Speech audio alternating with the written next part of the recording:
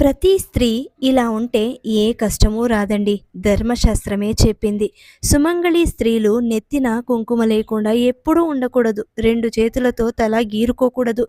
అయిన దానికి కాని దానికి ఎప్పుడూ కంటనీరు పెట్టుకోరాదు.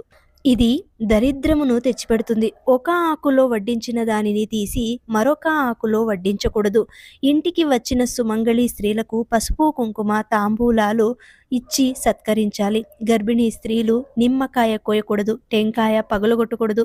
గర్భిణీ స్త్రీలు గుమ్మడికాయ కొట్టకూడదు. సూర్యోదయం పూర్వమే ఇంటి ముందు కల్లాపు చల్లి ముగ్గులు వేయడం వలన లక్ష్మీ అనుగ్రహం కలుగుతుంది. మీ ఇంట్లో ఇలాంటి పనులు చేయడానికి మనిషి ఉన్నా ఇంటి యజమానురాలు చేయడం వల్ల లక్ష్మీ లోగిలిలోకి రావడానికి సిద్ధపడుతుంది. చేతితో ఎప్పుడు అన్నం కానీ, ఉప్పు కానీ, కూరలు కానీ వడ్డించుకోకూడదు. ఏ వస్తువైనా ఇంట్లో ఉండి కూడా లేదు అని మాత్రం అనకూడదు. నిండుగా ఉంది అన